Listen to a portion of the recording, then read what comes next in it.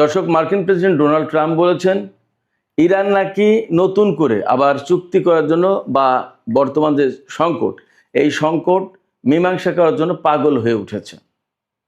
কিন্তু Donald Trump দাবি করছেন যে ইরান এরকম হলেও আমরা ঠিক করব, এটা কবে ঠিকঠাক করব বা কবে সেটেল করব। তিনি কেন এই কথা বলছেন? তিনি কি পৃথিবীর মানুষের সাথে মশকরা করছেন? এপাশে ইরানের সর্বোচ্চ নেতার সামরিক উপদেষ্টা, অন্যতম সামরিক উপদেষ্টা সাবেক মেজর জেনারেল রহিম ইয়াহিয়া সাফাবি, তিনি বলেছেন আমেরিকা যদি ইরানের উপরে পরমাণু বোমা ব্যবহার করে তাহলে ইসরায়েল নামক রাষ্ট্রের অস্তিত্ব থাকবে না। এখন আমেরিকার সিদ্ধান্ত নিক তারা ইরানের উপরে পরমাণু বোমা ব্যবহার করবে নাকি করবে না, এটা তাদের ব্যাপার। রহিম সাফাবি কেন তিনি এই কথা বলছেন, এর পেছনের ঘটনাটা কি? সুপ্রিয় দর্শক, এই বিষয়গুলো নিয়েই মূলত আমি এখন আলোচনা করব। এর ভেতরে আরও বেশ কিছু বিষয় থাকবে, যেমন আমেরিকা নিরাপত্তা দিতে চেয়েছে কিন্তু কিছু জাহাজ কোম্পানি আমেরিকার সেই নিরাপত্তা নিতে চায়নি। আবার গত রাতেও আমেরিকা এবং ইরানের ভেতরে ব্যাপক যুদ্ধ হয়েছে, লড়াই হয়েছে, দুই পক্ষ একে অপরের উপর হামলা চালিয়েছে, তাতে ক্ষয়ক্ষতির ব্যাপার আছে।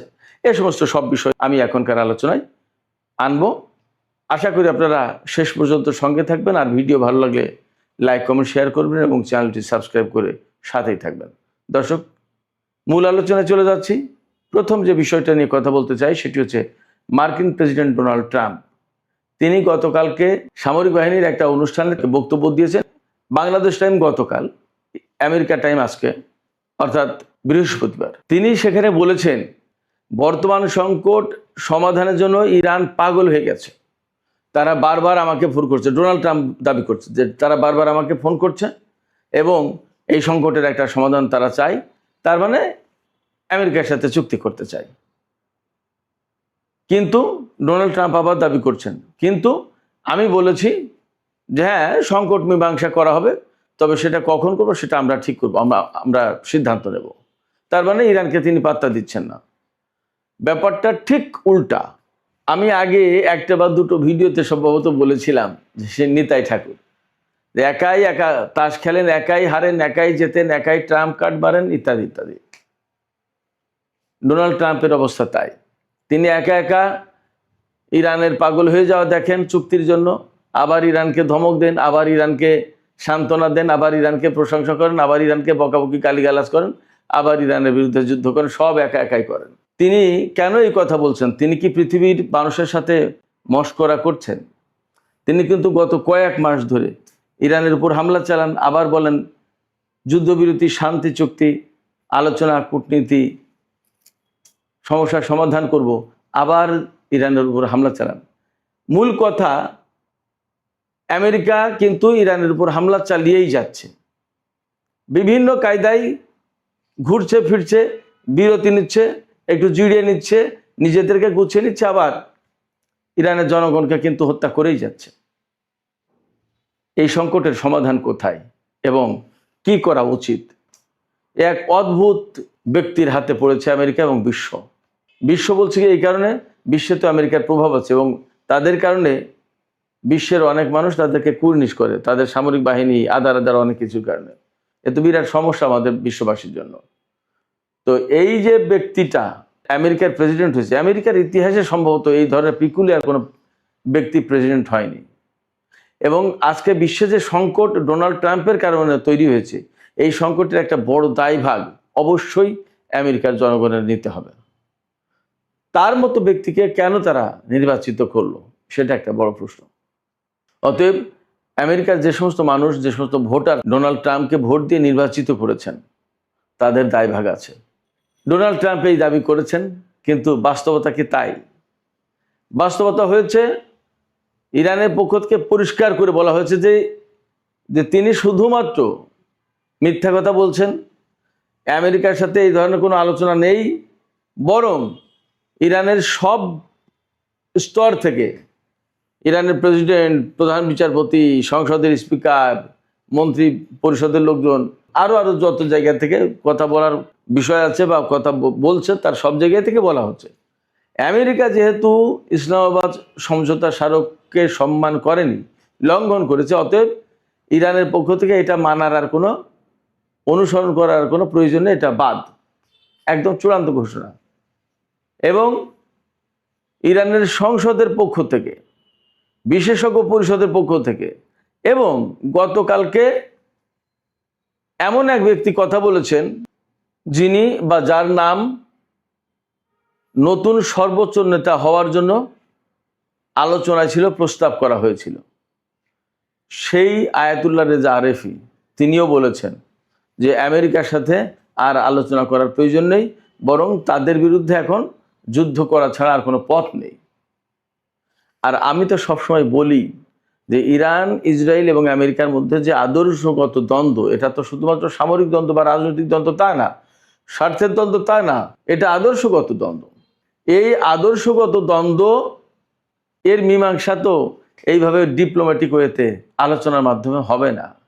এর চূড়ান্ত মীমাংসা অবধারিতভাবে সামরিক উপায় হবে। তা সে ইরান হারুক আর ইরান জিতুক, আমেরিকা হারুক আর আমেরিকা জিতুক, যাই হোক না কেন, সামরিক সংঘাত চূড়ান্ত একটা সামরিক সংঘাত হবেই, হওয়ার কথা। আমরা প্রত্যাশা করি এমন না হোক, কিন্তু পরিস্থিতি যা, তাতে এর বাইরে যাওয়ার কোনো সুযোগ আসলে নেই। তো এই পরিস্থিতিতে ডোনাল্ড ট্রাম্প যা বলছেন তা আসলে মোটেই বাস্তবতার সাথে মিলছে না। ডোনাল্ড ট্রাম্প বলছেন যে চলমান সংকট মীমাংসা করার জন্য ইরান পাগল হয়ে গেছে এবং তারা বারবার আমাকে ফোন করছে, কিন্তু আমি বলছি সেটা আমরা পরে দেখব। কিন্তু বাস্তবতা হচ্ছে ইরান ওই আলোচনার দিকে আর যেতেই চায় না। আগের বারই তো আমরা সবাই জানি, বিশ্ববাসী, ইরানের মন্ত্রী মিনিস্টার কর্মকর্তারা তারা তো কেউ আমেরিকার সাথে আলোচনার টেবিলে বসতে চায়নি। সেখানে তুরস্ক, মিশর, সৌদি আরব, কাতার, পাকিস্তান, অনেক দেশ ইরানকে রাজি করিয়েছে যে না, বসে সংকটের সমাধান করা যাক। কিন্তু ইরান বলেছিল কি, আমরা আমেরিকাকে চিনি, তারা কথা রাখবে না, আলোচনার টেবিলে যাব, তারা একটু ফুরসত পাবে, তারা নিজেদেরকে গুছিয়ে নেবে, আবার আমাদের বিরুদ্ধে যুদ্ধ শুরু করবে। এই যে ইসলামাবাদ যে সমঝোতা স্মারক, তার 1 নম্বর কথা ছিল কি, ইরান এবং লেবানন সহ মধ্যপ্রাচ্যের সব ফ্রন্টে যুদ্ধ বন্ধ করতে হবে স্থায়ীভাবে, এবং সেইটা মেনে নিয়েছে। সেই সমঝোতা স্মারকে সই করেছে। তার কয়েকদিন যেতে পারলো না, অমনি আমেরিকা হামলা চালালো। অতএব আমেরিকার সাথে চুক্তি করে, বিশেষ করে ডোনাল্ড ট্রাম্পের সাথে, ইরান যে কিছু করতে পারবে না, এটা ইরানের কর্মকর্তারা খুব পরিষ্কার বুঝে গেছে। এবং তারা জানে আমেরিকা শুধুমাত্র, ডোনাল্ড ট্রাম্প শুধুমাত্র বা তার প্রশাসনের লোকজন শুধুমাত্র এই কারণে চুক্তির কথা বলে, আপাতত পরিস্থিতি সামাল দেয়া, যখন একটু জুত হয়ে যাবে, সুবিধা পাবে, অমনি আবার তারা শুরু করবে। ডোনাল্ড ট্রাম্প এক সময় এক কথা বলেন, এবং এই যে মীমাংসার কথা যখন বলছেন, তার আগে, তার আড়ালে কিন্তু তিনি পরমাণু হামলার হুমকি দিয়েছেন ইরানের উপরে। এবং তার প্রেক্ষাপটে ইরানের সর্বোচ্চ নেতার সামরিক উপদেষ্টা মেজর জেনারেল ইয়াহিয়া রহিম সাফাবি, তিনি বলছেন যে আমেরিকা ইরানের উপরে পরমাণু হামলা চালাবে কি চালাবে না, সেটা তাদেরকে ঠিক করতে হবে। ইরান অনেক বড় দেশ, 2-1টা পরমাণু বোমায় ইরানকে ধ্বংস করে দেওয়া যাবে তা কিন্তু না। কিন্তু ইরান যদি পরমাণু হামলার শিকার হয়, তাহলে তাৎক্ষণিকভাবে ইসরায়েলকে একেবারে ধ্বংস করে ফেলা হবে, ইসরায়েলের অস্তিত্ব থাকবে না, ইসরায়েলের অস্তিত্ব মুছে দেওয়া হবে। তো ইসরায়েলের অস্তিত্ব মুছে দেওয়ার যে বিষয়টা, আমেরিকাকে জানতে হবে যে ইরান এটা করবে। এই অবস্থায় আমেরিকাকে সিদ্ধান্ত নিতে হবে তারা ইরানের উপরে পরমাণু বোমা হামলা চালাবে নাকি চালাবে না। এটা তাদের ব্যাপার, এটা ইরানের ব্যাপার না, এটা তারা সিদ্ধান্ত নিক, আমরা আমাদের সিদ্ধান্ত নেব। তো এইরকম একটা প্রেক্ষাপটে মধ্যপ্রাচ্য, আমেরিকা এবং ইরানের অবস্থান, আসলে আমেরিকা ইরানকে নিয়ে ভারী গ্যাড়া কলে পড়ে গেছে, না পারছে ছাড়তে, না পারছে গিলতে, যুদ্ধ করতে এসে বিপদে পড়েছে, এখান থেকে সরেও যেতে পারছে না, কূটনীতির মাধ্যমে সমাধানেরও পথে সেখানে ইরান জিতবে, যুদ্ধ করতে গেলেও আমেরিকার নিশ্চিত পরাজয়। সুপ্রিয় দর্শক, এবার একটু যুদ্ধের আপডেট জানাই। গত রাতে ইরান এবং আমেরিকার মধ্যে বড় রকমের সংঘর্ষ হয়েছে। আমেরিকা ইরানের বিভিন্ন সামরিক ঘাঁটিতে বা বিভিন্ন অবস্থানে হামলা চালিয়েছে। ইরানও পাল্টা জবাব হিসেবে কুয়েত, জর্দান, কাতার এবং বাহরাইনে হামলা চালিয়েছে। দুই পক্ষই বেশ বড় রকমের পাল্টা হামলা চালিয়েছে এবং আমরা আসলে দেখছি যে টুকটাক করে যুদ্ধ হচ্ছে, কিন্তু বাস্তবতা হচ্ছে একদম টুকটাক করে যুদ্ধ হচ্ছে না, বেশ বড় বড় হামলাই চালাচ্ছে। এবং ইরান, আমি যা দেখতে পাচ্ছি বা যা শুনতে পাচ্ছি, জানতে পারছি, তাতে ইরান মার্কিন ঘাঁটিগুলোকে একদম টোটালি ডিসম্যান্টেল করে দেওয়ার চেষ্টা করছে। মানে এখান থেকে আর আমেরিকার সামরিক বাহিনী যাতে কোনো অভিযান চালাতে না পারে সেই চেষ্টা করছে। এর জন্য সময় তো লাগে, সেই সময় লাগছে, কারণ একটা দেশে তো একটা ঘাঁটি না, আবার একটা ঘাঁটি যে ছোটোখাটো একটা দুটো বিল্ডিংয়ের ভিতর সীমাবদ্ধ তা তো না, অনেক বড় স্থাপনা, অনেক বড় কিছু। আবার এই যে মাঝখানে যে যুদ্ধবিরতি গেল সেই সমস্ত সময় অনেক কিছু আবার ঠিকঠাক করে ফেলতে পেরেছে। তার মানে ইরানকে আবার অনেকটা নতুন করে যুদ্ধ শুরু করতে হলো। এই অবস্থায় আমেরিকা এবং ইরানের মধ্যে বড় রকমের সংঘর্ষ চলছে এবং এর থেকে আরও বড় কিছু ঘটে যেতে পারে, আমার কাছে এমনও মনে হচ্ছে। এদিকে আরেকটি গুরুত্বপূর্ণ খবর আছে। সৌদি আরবের পত্রিকা আল আরাবিয়া পত্রিকা খবর দিয়েছে যে আমেরিকা বেশ কিছু জাহাজ কোম্পানিকে নিরাপত্তা দিতে চেয়েছিল, তারা নিরাপত্তা দিয়ে হরমুজ প্রণালী পার করে আনবে, কিন্তু তারা রাজি হয়নি, কেউ আমেরিকার নিরাপত্তা নিতে রাজি হয়নি। তারা বলেছে যে তোমরা নিরাপত্তা দেওয়ার পরেও ইরান বেশ কয়েকটা জাহাজে হামলা চালিয়েছে এবং দু একটা জাহাজ ডুবেও গেছে, ফলে আমরা জাহাজ তোমাদের নিরাপত্তায় চালাবো না। তার মানে মার্কিন নিরাপত্তায় হরমুজ প্রণালী পার হতে চায়নি। এটা একটা বিগ ডেভেলপমেন্ট, আমেরিকাকে ডিনাই করা খুব বড় ব্যাপার। সুপ্রিয় দর্শক, এখনকার আলোচনা আমি এখানে শেষ করতে চাই, আজকে খুব লম্বা করব না। আশা করি আলোচনাটা ভালো